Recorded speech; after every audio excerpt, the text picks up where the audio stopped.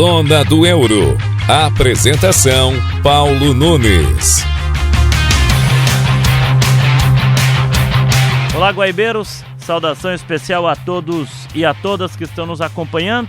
Está começando o episódio 198 do Zona do Euro, aqui na Rádio Guaíba. E nós vamos, no programa de hoje, passar limpo as principais informações, a janela de transferências, os campeonatos, o que está começando a aquecer no velho continente. O Zona do Euro, que você sabe, é o podcast de futebol europeu que passa limpo aqui na Rádio Guaíba as informações do velho continente. Também com matérias especiais, com comentários, com destaques para você.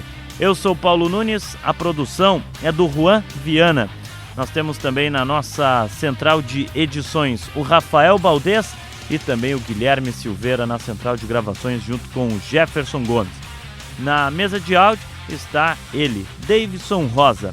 O Zona do Euro, episódio 197, também você encontra disponível, assim como o 198, nas nossas plataformas digitais. Você pode nos acompanhar através do nosso canal de YouTube, no YouTube Music, Guaíba Sport, também Guaíba Sport no Deezer, Guaíba Sport no Apple Music e no Spotify, Guaíba Sport. Lá, todos os episódios do Zona do Euro estão disponíveis para você. Assim como esse, o episódio 198, que está entrando no ar.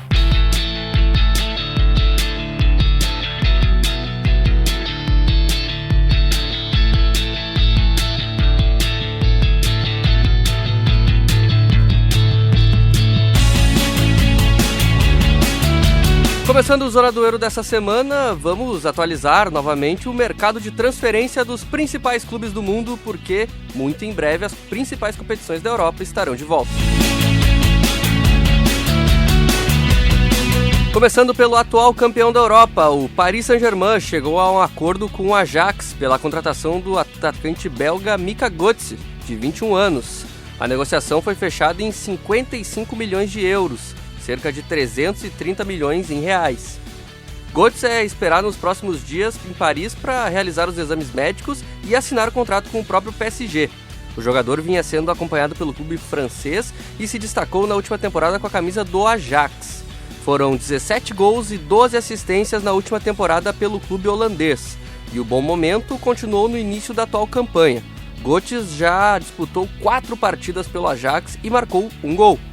Ele atua principalmente pelo lado esquerdo do ataque, mas também pode jogar pela direita ou até mais centralizado.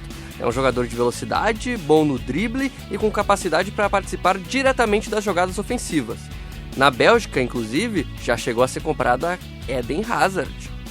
E o atacante começou a formação nas categorias de base do Anderlecht e depois passou pelo Genk. Foi no futebol belga que ele começou a chamar a atenção de grandes clubes europeus, antes de chegar no Ajax em janeiro de 2023. Em Amsterdã, inicialmente atuou pelo Young Ajax, a equipe de desenvolvimento do clube. Pouco tempo depois, começou a receber oportunidades no time principal e foi ganhando espaço até se tornar uma das principais peças ofensivas do elenco. E não para por aí. O Paris Saint-Germain acertou a contratação de Ferran Torres, atacante do Barcelona e herói da Espanha na última Copa do Mundo.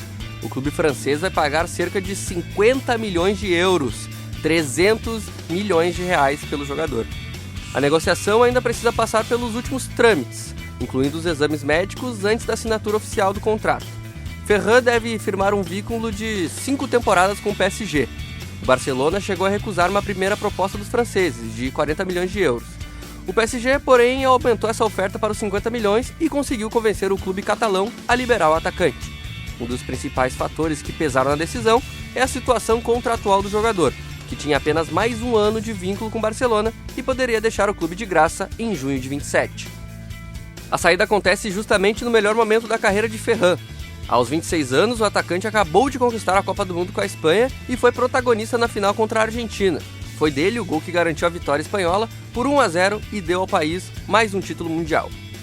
Ferran Torres chegou ao Barcelona em janeiro de 2022, contratado junto ao Manchester City. O clube catalão pagou inicialmente cerca de 55 milhões de euros pela transferência e apostou no atacante como uma das peças importantes para o futuro do elenco.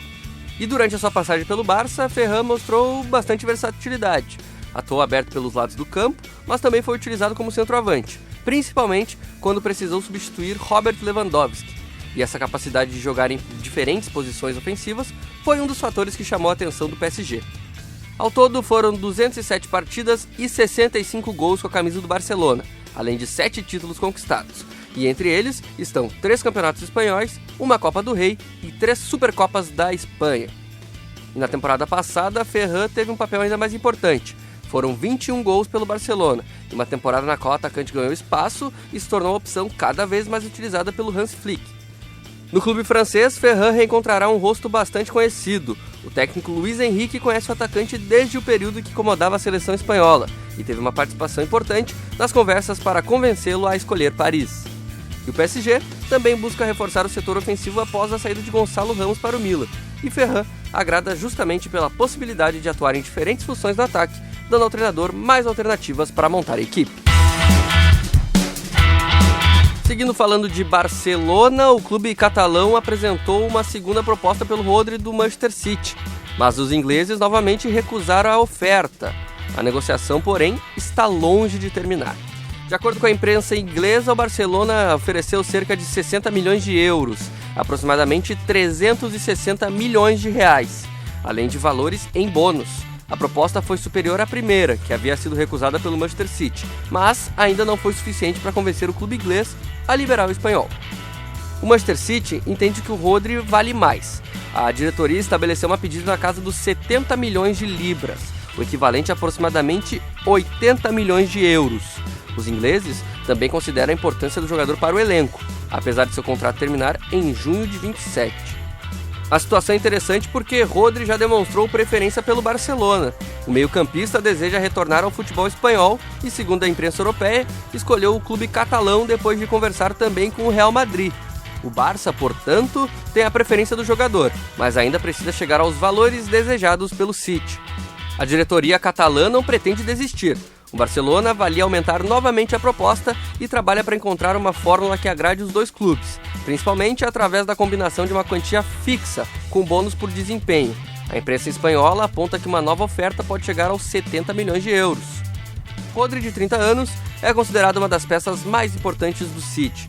Contratado em 2019, depois de destacar pelo Atlético de Madrid, o volante rapidamente se tornou uma peça fundamental no time comandado pelo Pep Guardiola.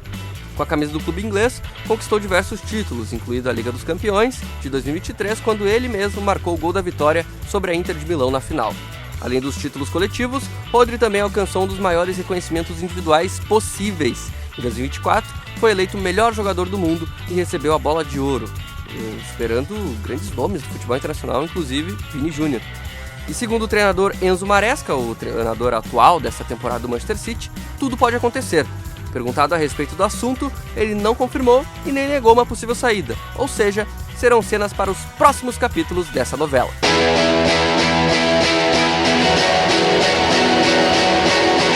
Enquanto o City decide se quer liberar o volante espanhol ou não, o Tottenham ofereceu 85 milhões de libras, cerca de 597 milhões de reais, para contratar o brasileiro Savinho, do próprio Manchester. O valor chega à quantia que os Citizens pediam inicialmente para liberar o atacante, mas, mesmo assim, o clube de Manchester faz um jogo duro para aceitar a negociação. Savinho, por outro lado, quer deixar o City.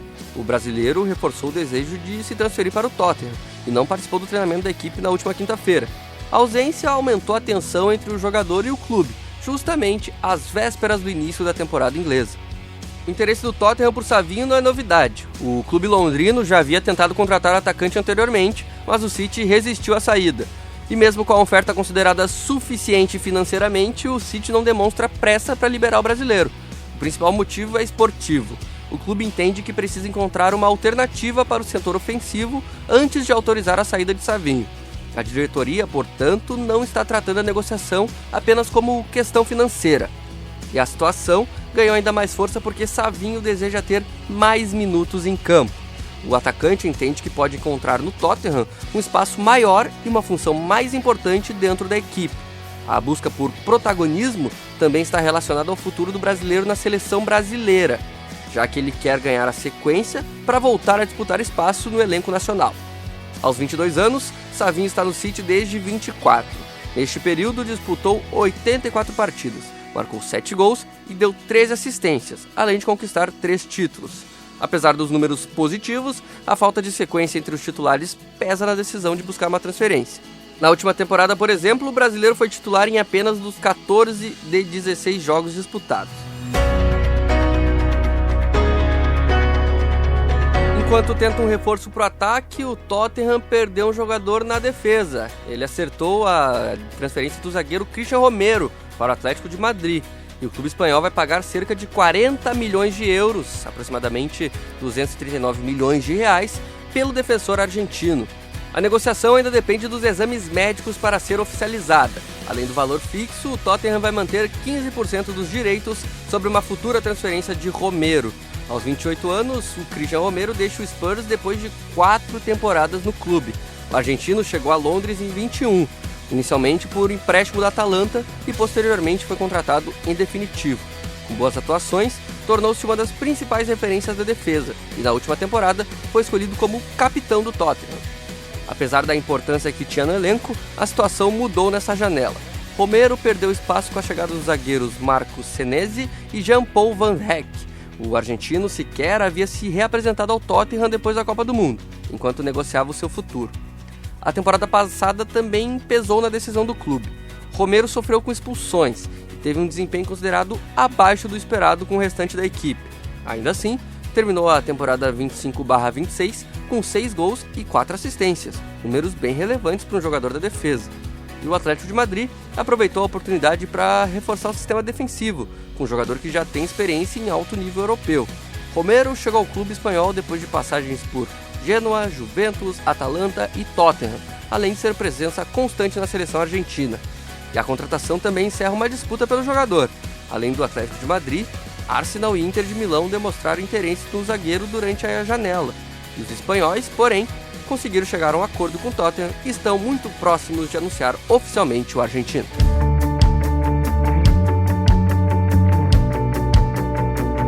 Do outro lado da cidade, o Real Madrid possui jogadores na lista de dispensas promovidas pelo técnico José Mourinho, que quer trabalhar com um elenco mais enxuto para a temporada 26-27, e já definiu que pretende contar com cerca de 20 jogadores no dia a dia dos treinamentos. Com isso, alguns nomes podem deixar o clube antes do fechamento da janela de transferências. Segundo o jornal espanhol AS, 3 jogadores aparecem como principais candidatos a uma saída. São eles Eduardo Camavinga, Ferland Mendy e Raul Asensio. O objetivo é reduzir o número de atletas disponíveis e facilitar a gestão do elenco ao longo da temporada. O caso de Camavinga chama atenção. O francês é considerado um jogador importante, mas o Real Madrid estaria disposto a ouvir propostas caso uma oferta chegue e seja considerada interessante. Apesar disso, o meio-campista já indicou que deseja permanecer em Madrid e Mourinho tem demonstrado satisfação com seu desempenho na pré-temporada. Já Ferland Mendy tem uma situação diferente. O lateral esquerdo sofreu com problemas físicos nos últimos anos e perdeu espaço dentro do elenco. Mesmo assim, o jogador não demonstra interesse em deixar o clube neste momento. E o outro nome citado é do zagueiro Raul Asensio. Formado nas categorias de base do Real Madrid, ele busca convencer Mourinho de que merece espaço no grupo principal, mas pode acabar sendo negociado caso apareça uma proposta considerada vantajosa. Por outro lado, um jogador que parecia ter futuro indefinido ganhou o respaldo do treinador. Estou falando do brasileiro Endrick, que chegou a ser cogitado por um novo empréstimo, mas o português pediu a sua permanência e pretende utilizar o atacante tanto como centroavante quanto pelos lados do ataque. A ideia do treinador é trabalhar com um grupo mais curto, mas com atletas versáteis e capazes de atuar em diferentes funções. Por isso, as próximas semanas prometem movimentação nos bastidores do Santiago Bernabéu, enquanto o Real Madrid define quem ficará e quem deixará o elenco para a nova temporada.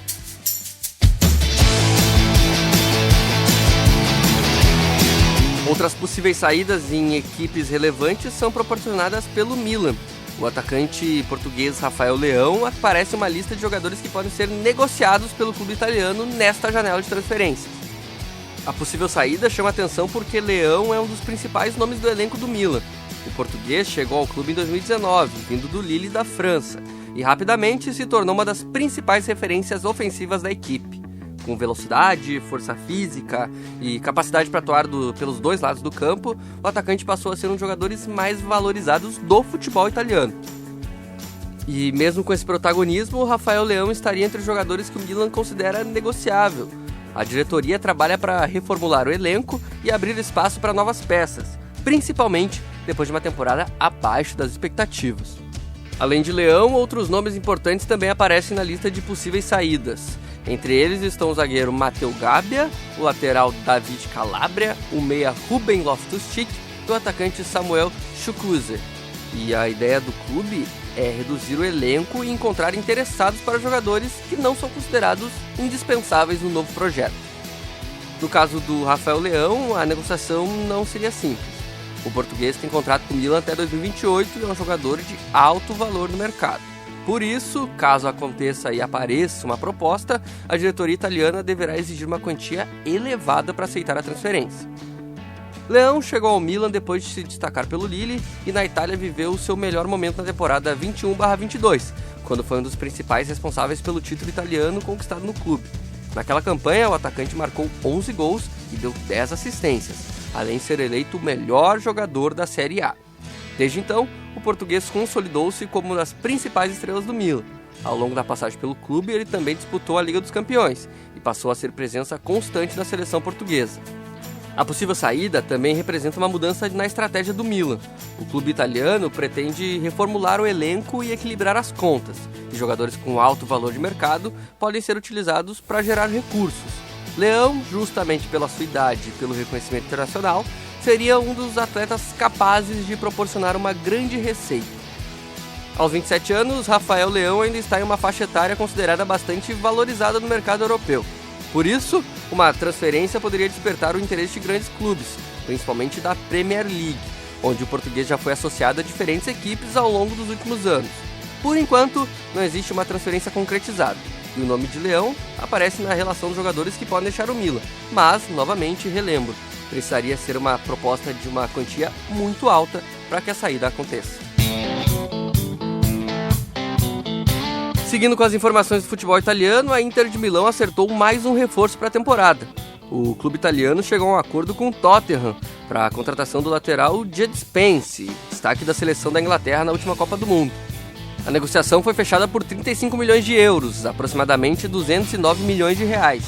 E Spence deixa o futebol inglês e vai assinar com a Inter para reforçar o elenco do time italiano. E aos 26 anos, o lateral chega valorizado depois de uma participação de destaque pela Inglaterra na Copa do Mundo de 26. Spence esteve em campo em 8 partidas durante a campanha inglesa, que terminou com a seleção na 3ª colocação do Campeonato Mundial. No futebol turco, o Fenerbahçe anunciou a contratação de Romelu Lukaku, atacante belga de 33 anos que deixou o Napoli depois de 2 temporadas na Itália. O jogador assinou um contrato de 1 temporada, com opção de renovação por mais 1 ano.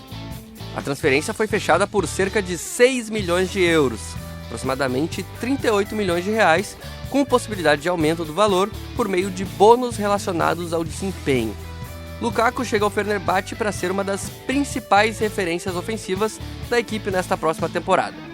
A chegada à Turquia também tem um significado especial para o atacante. Lukaku passou parte da infância no país, quando seu pai, Roger Lukaku, atuava pelo Gençler Birliği. Por isso, o belga afirmou que retornar à Turquia agora, muitos anos depois, representa um momento bastante especial na carreira. Lukaku deixa o Napoli depois de 2 temporadas. O belga chegou ao clube italiano em 24, contratado junto ao Chelsea, e teve papel importante na conquista do campeonato italiano na temporada 24/25, além da Supercopa da Itália. Na primeira temporada em Nápoles, o atacante foi uma das peças importantes na campanha do título. Na temporada seguinte, porém, teve mais dificuldades, principalmente por causa de uma grave lesão muscular na coxa esquerda, que limitou bastante sua participação.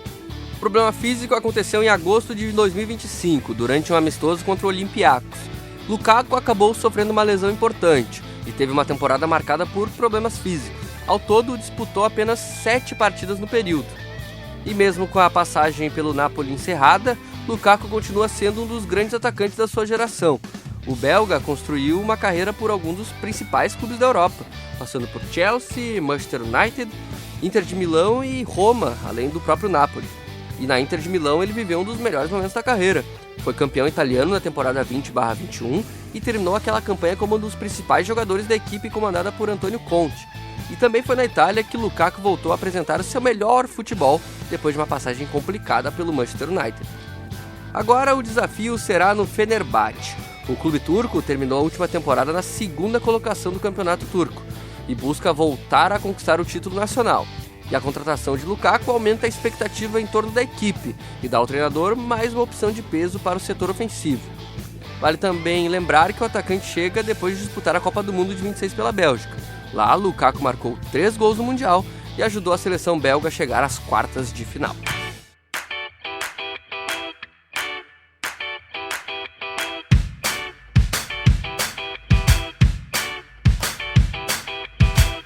Continuando a falar de Fenerbahçe, o Atlético Mineiro acertou a contratação do volante Fred.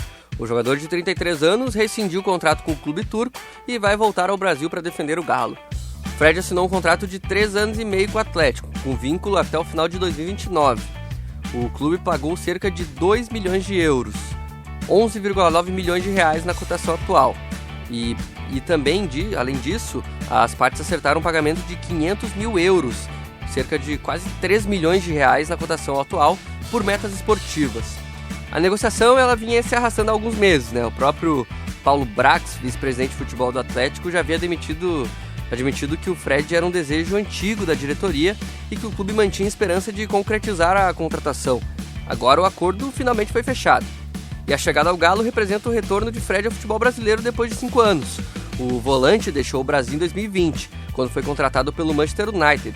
Antes disso, havia construído sua carreira no Inter e no Shakhtar Donetsk da Ucrânia. Revelado pelo Inter aqui de Porto Alegre, o Fred subiu o profissional ainda muito jovem e rapidamente chamou a atenção pela capacidade de atuar como segundo volante. Com boa qualidade técnica, intensidade e capacidade de participar das construções das jogadas, ele ganhou espaço no futebol europeu. No Shakhtar viveu uma das principais fases da carreira. Foram 5 temporadas no clube ucraniano, entre 2013 e 2018, período em que conquistou títulos nacionais e passou a ser observado pelos grandes clubes europeus. Em 2018 veio a transferência para o United. O clube inglês pagou cerca de 47 milhões de libras para contratar o brasileiro, que passou a atuar na Premier League e disputou competições como a Liga dos Campeões e a Liga Europa. Fred permaneceu 5 temporadas em Manchester. Durante esse período ele conquistou a Liga Europa, a Copa da Liga Inglesa e a Copa da Inglaterra, além de ter disputado mais de 200 jogos pelo clube. E depois de deixar o Manchester United, o volante se transferiu para o Fenerbahçe, ali em 2023. Na Turquia, voltou a trabalhar com José Mourinho e se tornou uma das principais peças no meio de campo da equipe. Agora, aos 33 anos, Fred encerra sua passagem pelo futebol turco para retornar ao país onde começou a carreira e da sua origem. E o destino ainda tem um detalhe especial. O volante já teve uma passagem pelas categorias de base do Atlético antes de se profissionalizar pelo Inter.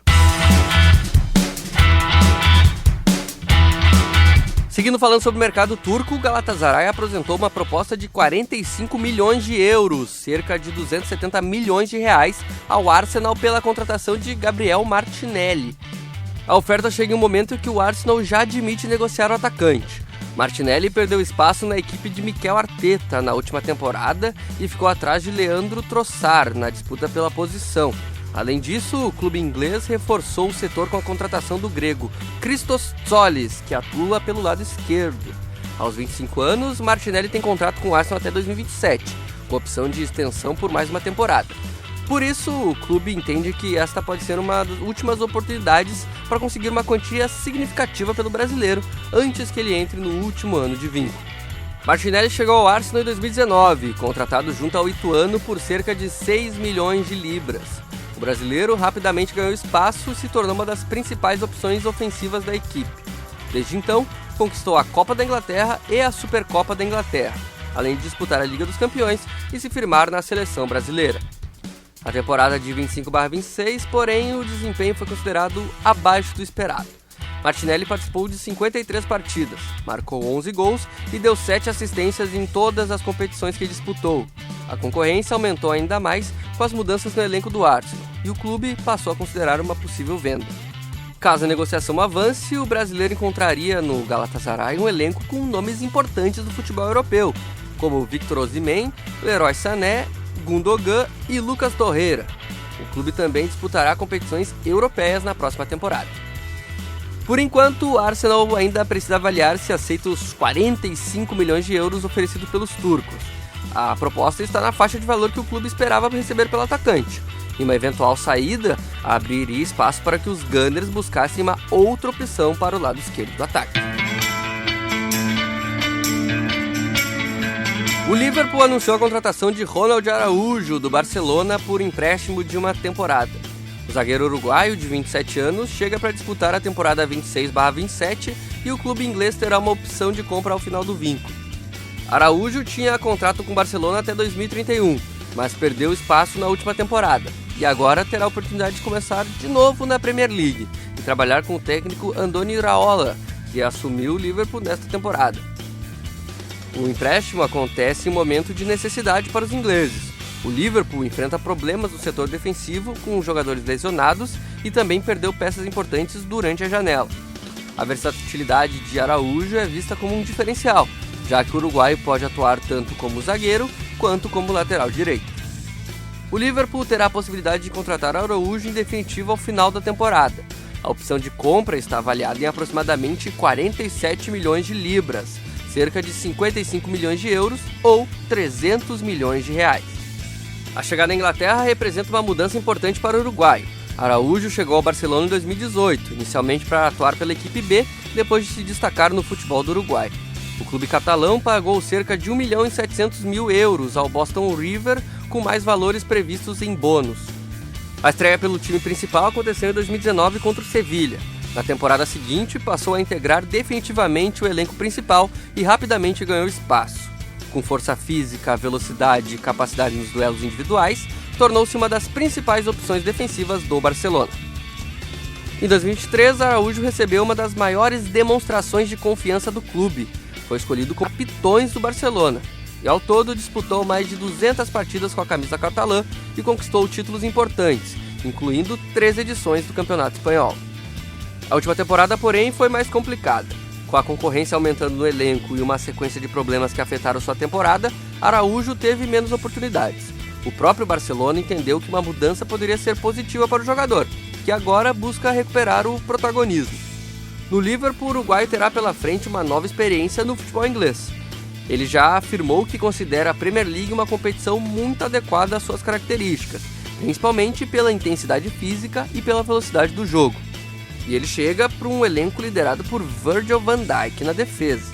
O capitão do Liverpool recebeu o Uruguai de forma positiva e destacou a importância de contar com mais uma opção para o setor defensivo. Seguindo falando do Liverpool, o clube inglês terá um problema inusitado com uma de suas jovens promessas antes do início oficial da temporada. O zagueiro austríaco Ifane Ndukwe, de apenas 18 anos, foi um dos destaques da pré-temporada, mas não poderá defender os Reds em partidas oficiais por causa das regras de imigração criadas após o Brexit. Ndukwe chegou ao Liverpool nesta janela de transferências, contratado junto ao Astra Viena, e durante a preparação para a temporada, aproveitou as ausências no setor defensivo e recebeu as oportunidades com o técnico Andoni Iraola. O jovem disputou 3 amistosos, sendo titular em 2 deles. Chegou a começar a partida contra o Mônaco ao lado de Virgil van Dijk. O problema é que Ndukwe ainda não conseguiu atingir a pontuação necessária para obter o Governing Body Endorsement, conhecido pela sigla GBE. Trata-se de uma autorização exigida para que jogadores estrangeiros possam atuar profissionalmente no futebol inglês. A pontuação leva em consideração critérios esportivos, como o nível da competição em que o jogador atua e sua participação por seleções nacionais. A situação ficou ainda mais complicada porque o Liverpool possui apenas uma vaga destinada aos chamados Elite Significant Contribution, ou ESC. Esse mecanismo permite que os clubes inscrevam determinados jogadores estrangeiros que não atingiram a pontuação exigida normalmente. A vaga do Liverpool, porém, já está ocupada pelo também jovem Mortala Ndiaye. Com isso, o Ndukwe não poderá disputar partidas oficiais pelo Liverpool neste momento. A alternativa mais provável é um empréstimo para outro clube europeu. E a ideia é que o zagueiro tenha minutos em campo e, principalmente, dispute uma competição que permita acumular os pontos necessários para conseguir a autorização do trabalho no Reino Unido. Para conseguir a licença, o austríaco precisa chegar a 15 pontos dentro dos critérios estabelecidos. A qualidade do campeonato escolhido para o empréstimo também será importante nesse processo. Quanto mais relevante for a competição e maior o nível do clube, maiores serão as possibilidades do Ndukwe alcançar a pontuação necessária. A situação é um exemplo de como o Brexit mudou o futebol inglês. Desde a saída do Reino Unido da União Europeia, jogadores estrangeiros passaram a precisar de mais uma autorização específica para atuar no país, independente de serem cidadãos de outros países europeus. Antes, os atletas da União Europeia tinham muito menos restrições para trabalhar nos clubes ingleses.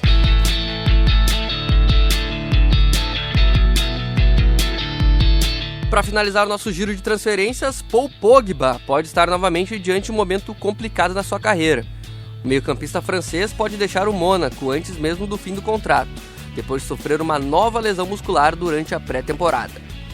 Aos 33 anos, Pogba tem vínculo com o clube até junho de 2027. No entanto, segundo o jornal francês L'Équipe, a diretoria do Mônaco já avalia rescindir o contrato do jogador, e as conversas para uma saída, inclusive, já aconteciam antes da nova lesão. O problema físico aconteceu nesta semana, durante um treinamento realizado na Inglaterra. Pogba sentiu a coxa esquerda e precisou deixar a atividade. O novo problema aumenta a preocupação do Mônaco, principalmente porque o francês passou boa parte da última temporada afastado dos gramados. A passagem pelo clube do Principado começou em junho de 2025, quando Pogba chegou sem custos, depois de deixar a Juventus. A expectativa era que o Mônaco ajudasse o jogador a recuperar o ritmo e retomar uma carreira que havia sido interrompida por uma suspensão por doping. Mas o retorno não aconteceu como esperado. Pogba disputou apenas 6 partidas pelo Mônaco, somando aproximadamente 115 minutos em campo. Em apenas uma dessas partidas ele foi titular. O francês também precisou lidar com uma série de problemas físicos desde que voltou ao futebol. A nova lesão acontece justamente quando ele tentava ganhar espaço na preparação para a nova temporada, e pode representar mais um obstáculo na tentativa de recuperar a melhor forma. Pogba chegou ao Mônaco depois de cumprir uma suspensão de 18 meses no doping. Inicialmente, a punição era de 4 anos, mas o Tribunal Arbitral do Esporte reduziu a pena, permitindo que o meio-campista voltasse aos treinamentos no início de 2025 e aos jogos oficiais alguns meses depois. O retorno aos gramados aconteceu em novembro de 2025, justamente com a camisa do Mônaco. Foram mais de 800 dias sem disputar uma partida oficial, e a expectativa era de que o clube francês fosse o ponto de partida para uma nova fase da carreira. Só que, até agora, a passagem pelo Principado está muito abaixo do esperado. Caso a rescisão seja confirmada, Pogba ficará novamente livre do mercado e terá que procurar um novo clube para dar sequência à carreira. E o cenário é bem diferente daquele vivido pelo jogador alguns anos atrás. Pogba foi campeão do mundo com a França em 2018, teve uma passagem de destaque pela Juventus e chegou a ser contratado pelo Manchester United por uma quantia recorde na época. Agora, aos 33 anos, enfrenta mais uma incerteza sobre o seu futuro no futebol.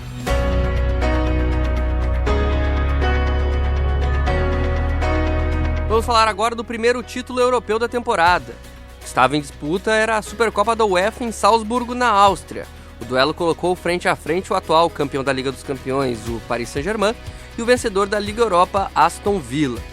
Mas a decisão também teve um personagem especial fora das 4 linhas. A partida foi comandada pelo árbitro somali Oman Artan, de 34 anos, que fez história ao se tornar o primeiro árbitro não europeu a apitar uma final de Supercopa da UEFA. E a presença de Artan em Salzburgo ganhou ainda mais significado por causa de tudo o que aconteceu antes da partida. O Somali estava na lista de árbitros selecionados para trabalhar na Copa do Mundo de 2026, mas acabou impedido de entrar nos Estados Unidos e, consequentemente, não pôde participar do Mundial. Artan havia viajado para os Estados Unidos com visto válido, mas foi barrado no aeroporto de Miami durante o processo de imigração. Segundo relatos, as autoridades alegaram questões relacionadas à segurança nacional e supostas associações com pessoas investigadas por terrorismo. A situação foi especialmente frustrante porque a Copa do Mundo representava uma grande conquista para a carreira do árbitro. Artan é árbitro internacional da FIFA desde 2018 e foi o primeiro somali a trabalhar em uma edição de Copa Africana de Nações. Em 2025, foi eleito o melhor árbitro masculino da África pela CAF.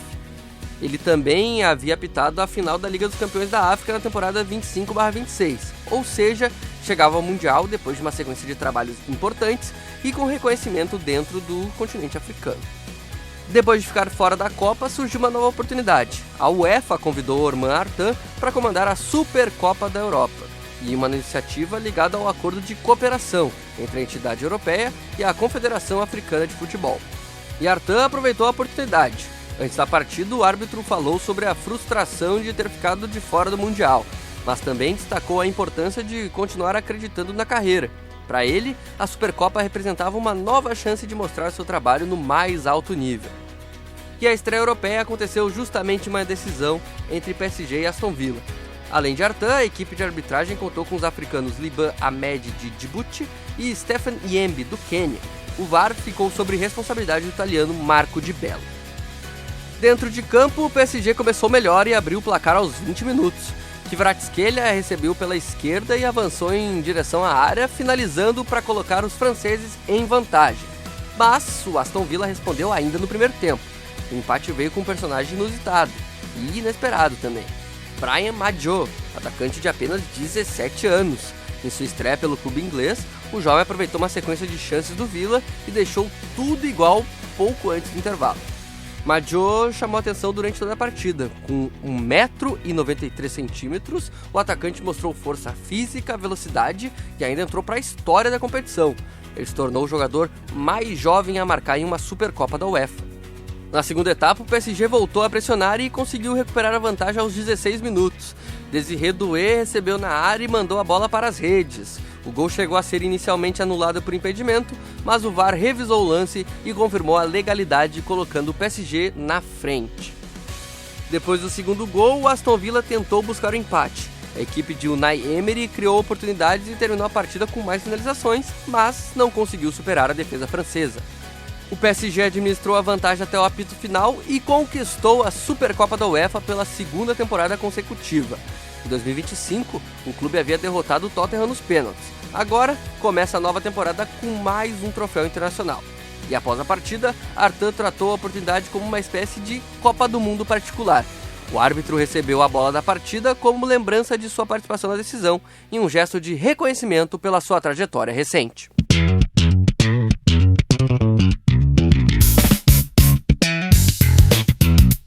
Agora no Zona do Euro, vamos contar a história de um dos maiores meio-campistas da história do futebol espanhol. Um jogador que passou praticamente toda a carreira ligado ao Barcelona, que foi protagonista em uma das maiores gerações da história do futebol e que também ajudou a Espanha a conquistar os seus principais títulos da história.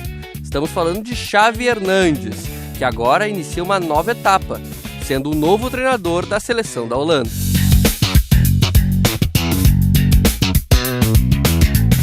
Xavi Hernández nasceu em 25 de janeiro de 1980, na cidade de Terrassa, na Catalunha. Filho de Joaquim Hernández, que também foi jogador de futebol, Xavi cresceu em uma família ligada ao esporte e desde muito pequeno começou a demonstrar talento com a bola no pé. A apenas 11 anos de idade, Xavi entrou para a categoria de base do Barcelona. Foi na famosa La Masia, uma das principais escolas de formação do futebol mundial, que o garoto começou a desenvolver as características que marcariam toda a sua carreira. Xavi nunca foi um jogador conhecido pela força física ou pela velocidade. Pelo contrário, era um meio-campista de baixa estatura, mas extremamente inteligente, técnico e capaz de tomar decisões em poucos segundos. Sua principal característica sempre foi a capacidade de entender o espaço e saber exatamente onde a bola deveria estar. Depois de passar por todas as categorias de base do Barcelona, Xavi chegou ao time principal em 1998. A estreia aconteceu quando ele tinha ainda apenas 18 anos. Naquele momento, porém, ninguém poderia imaginar que aquele jovem meio-campista se tornaria um dos maiores jogadores da história. Nos primeiros anos, Xavi precisou conquistar espaço em um elenco que contava com jogadores mais experientes. Aos poucos, porém, passou a assumir uma função cada vez mais importante no meio-campo. Ele era o responsável por organizar o time, recebia a bola dos defensores, procurava os espaços, acelerava quando necessário e diminuía o ritmo quando o Barcelona precisava controlar uma partida. E fazia tudo isso principalmente através dos passes.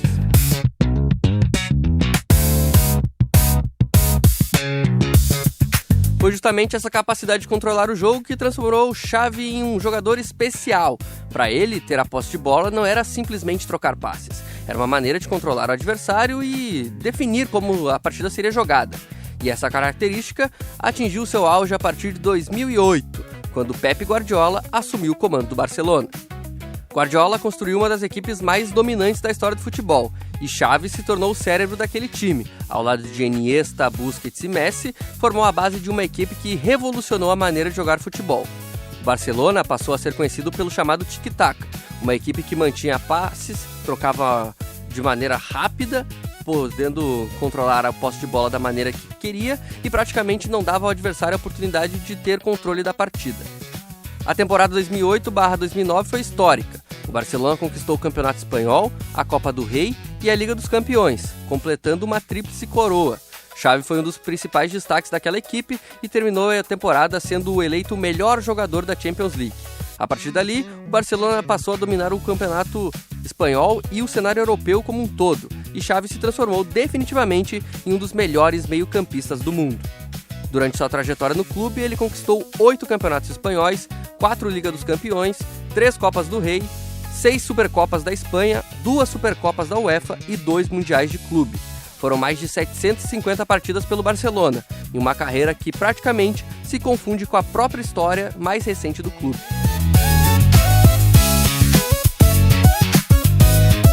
Xavi estreou pela equipe principal da Espanha em 2000 e participou de uma das gerações da história do futebol do país.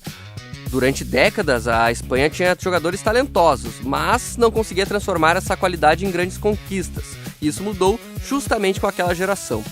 O primeiro grande título veio na Eurocopa de 2008. A Espanha venceu a Alemanha na decisão e voltou a conquistar um torneio importante depois de 44 anos.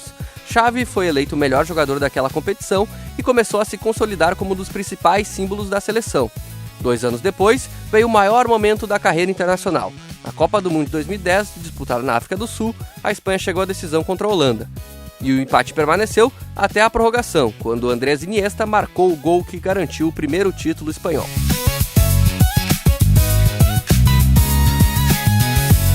Em 2012 veio mais um título agora da Eurocopa, o bicampeonato, e a Espanha decidiu contra a Itália desta vez, e não deu chances, foi uma goleada de 4-0. Xavi fazia parte de uma geração que em apenas 4 anos havia conquistado 2 Eurocopas e uma Copa do Mundo. Pela seleção espanhola foram 133 partidas. Xavi deixou a equipe nacional como um dos jogadores mais importantes da história do país. E depois de mais de 2 décadas no futebol europeu, Xavi deixou o Barcelona como jogador em 2015 e o destino foi o Al Sadd do Catar. Longe do futebol europeu, ele continuou jogando e conquistando títulos, mas também começou a preparar a próxima etapa da carreira. Em 2019, ele assumiu o comando do Al Sadd, mas agora como um treinador, e rapidamente começou a colocar em prática muitas das ideias que ele havia aprendido durante a carreira como jogador. E a experiência no Catar chamou a atenção do Barcelona. Em 2021, Xavi retornou ao clube, mas dessa vez em uma função completamente diferente. Agora ele estava do outro lado do campo, era o treinador. E a missão não era simples, o Barcelona atravessava dificuldades esportivas e financeiras e precisava reconstruir seu elenco. Xavi assumiu a equipe com responsabilidade de recuperar a identidade do clube. E na temporada 22/23, conseguiu conquistar o Campeonato Espanhol. Foi o primeiro título nacional do Barcelona desde 2019 e também conquistou a Supercopa da Espanha, terminando aquele período com uma equipe novamente competitiva no futebol espanhol. A passagem de Xavi como treinador do Barcelona, porém, terminou em 2024. Depois de quase 3 anos no cargo, o clube decidiu pela mudança no comando técnico. Xavi deixou o Barcelona depois de uma trajetória muito diferente daquela como jogador. Se dentro de campo ele havia conquistado praticamente tudo, como treinador ele encontrou dificuldades maiores para repetir o mesmo sucesso. E depois da saída do clube, Xavi passou por um período afastado dos gramados, até que surgiu um desafio maior. A Holanda anunciou Xavi Hernández como seu novo treinador. O espanhol assume a equipe com um contrato de longo prazo e terá a missão de preparar a seleção para os próximos grandes torneios internacionais. A escolha faz sentido também pela identidade de jogo. A Holanda é historicamente conhecida por valorizar a técnica, a posse de bola, a movimentação e a construção ofensiva. Xavi passou toda a carreira defendendo justamente este tipo de futebol. E agora ele terá a oportunidade de trabalhar com uma nova geração de jogadores holandeses e tentar levar a seleção novamente ao protagonismo internacional. E existe uma coincidência interessante nessa história. Xavi vai contar com um jogador chamado Xavi Simons, que justamente recebeu seu nome do seu pai pela qualidade de Xavi Hernández. O meia do Tottenham recebeu inclusive o novo treinador da seleção holandesa nas redes sociais e deu as boas-vindas ao comandante.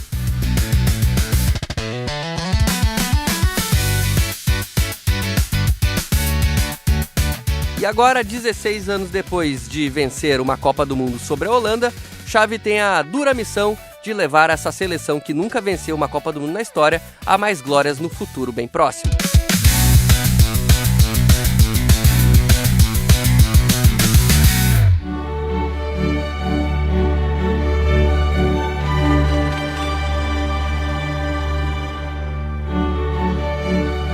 Agora no Zona do Euro, vamos falar da última fase preliminar da Champions League. A competição está cada vez mais perto de definir os 36 clubes que disputarão a fase de liga da temporada 26/27, e 7 vagas ainda estão em aberto. Os confrontos decisivos da última etapa classificatória já estão definidos. As partidas de ida serão disputadas entre os dias 18 e 19 de agosto, enquanto os jogos de volta acontecem entre 25 e 26 do mesmo mês. Quem levar a melhor no placar agregado garante uma vaga na fase de liga da principal competição de clubes da Europa. Entre os confrontos, um dos grandes destaques é o duelo entre Fenerbahçe e Lyon. O time turco, que recentemente anunciou a contratação de Romelu Lukaku, vai enfrentar um dos clubes tradicionais da França, uma disputa que promete ser bastante equilibrada. O Fenerbahçe chega depois de eliminar o Feyenoord na fase anterior, enquanto o Lyon entra diretamente nesta última etapa da qualificatória. O primeiro jogo será na Turquia e a decisão na vaga acontecerá na França. Outro confronto que chama atenção é entre Celtic e Lask. O Celtic é um dos clubes mais tradicionais do futebol escocês e possui uma história importante na competição. O clube foi campeão europeu em 1967, quando derrotou a Inter de Milão na decisão. Do outro lado está o Lask da Áustria, que tenta chegar à fase de liga e garantir presença entre os principais clubes do continente. O primeiro jogo será realizado na Escócia, com a volta acontecendo na Áustria. Também teremos Dinamo Zagreb contra Viking. O tradicional clube croata busca novamente uma vaga entre os grandes da Europa, enquanto o Viking representa a Noruega. O confronto começa na casa do Zagreb, lá na Croácia, e será decidido no jogo de volta na Noruega. Outro duelo coloca frente a frente Slovan Bratislava e Celje. O clube eslovaco derrotou o Midtjylland da Suécia na fase anterior, enquanto o Celje passou pelo Ararat Armênia. Agora os dois brigam por uma vaga na fase principal. O Hapoel Beersheva de Israel terá pela frente o Sabah do Azerbaijão. O time israelense chega depois de eliminar o Estrela Vermelha da Sérvia, uma das grandes surpresas da fase anterior. Já o Sabah avançou diante do AGF da Dinamarca. Também teremos o NEC da Holanda contra o Bodo Glimt da Noruega. O Bodo Glimt chega novamente a uma fase importante da Champions League, depois de ter sido um dos destaques da última edição da competição. O clube norueguês surpreendeu adversários de maior tradição e agora tenta repetir a mesma campanha. O NEC, por sua vez, busca colocar o futebol holandês novamente entre os participantes da fase de liga. A primeira partida será realizada nos Países Baixos, enquanto o jogo decisivo acontecerá na Noruega. E o último confronto é entre o Levski Sofia da Bulgária e o AEK Atenas da Grécia. O Levski eliminou o Kairat do Cazaquistão na fase anterior, enquanto o AEK chega para a última etapa em busca de uma vaga entre os 36 clubes da fase de liga. Ao todo, portanto, são 7 confrontos e 7 vagas em disputa. Os vencedores se juntam aos 29 clubes que já estão classificados diretamente para a fase de liga da Champions. Uma novidade importante é que, em caso ocorra um empate no placar agregado depois dos 2 jogos, a classificação será decidida na prorrogação, e aí sim, se necessário, nos pênaltis. A regra do gol fora de casa não é utilizada. Depois da definição dos 7 classificados, começa oficialmente a fase de liga da Champions League 26/27. E a primeira rodada está prevista para o dia 8 de setembro. E os confrontos serão definidos pelo sorteio realizado no final de agosto.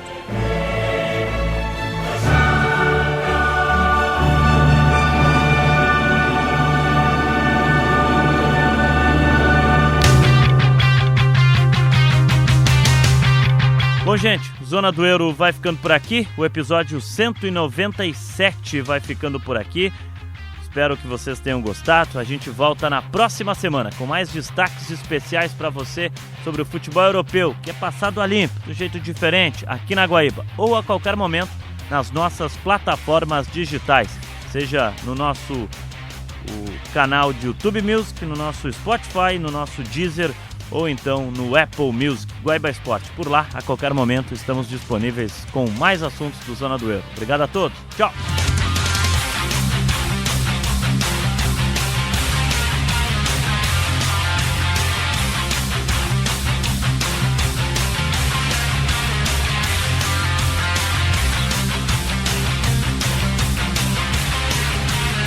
Zona do Euro. Apresentação Paulo Nunes.